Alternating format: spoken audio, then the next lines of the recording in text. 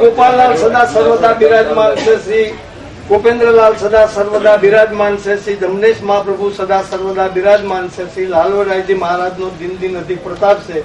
श्री यमुना महाराणी जी की महन कृपा से, श्री पंत भगवती जन असीम कृपा से, श्री गोपालो जयते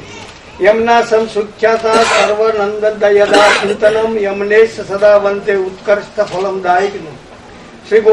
श्रीमद गोपाल तनय श्रीमद गोपेन्द्र ईश्वरम सतभामा सुतम वंदे चतुर्पत्नी प्रिय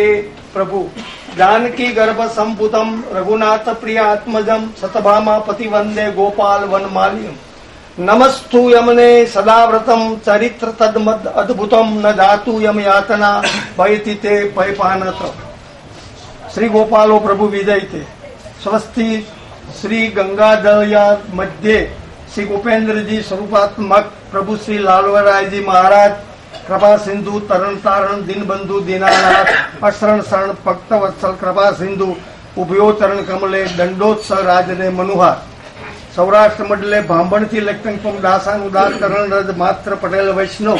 गौलोकवासी हीराभाई जयराजभाई परिवारे शू ઝવેરભાઈ હીરાભાઈ તથા ઓધવજીભાઈ તથા શાંતિભાઈ તથા ઈશ્વરભાઈ તથા રમેશભાઈ તથા સપરિવારના દંડોત્સવ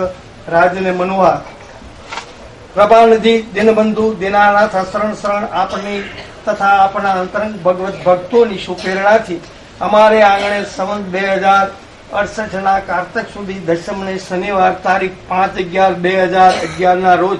ધ્વજબંધ મહામંડપ મહોત્સવ તેમજ શ્રી યમુનાજીના લોટીજી ખોલી પૈપાનનો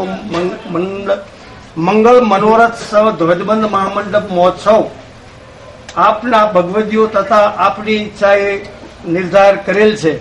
જે સંવત 2068 કારતક સુધી નોમને શનિવાર તારીખ 4/11/2011 રોજ આપ પ્રભાસી સામૈયા નિર્ધાર કરેલ છે। તો આપના ચારે જૂથ સાથે અંતરિક્ષમાં પધારી દાસના મન મનોરથ પૂર્ણ કરશો। પત્રી લખ્યા મિતિ સંવત 2067 આસો સુધી દશમને ગુરુવાર તારીખ 6/10/2011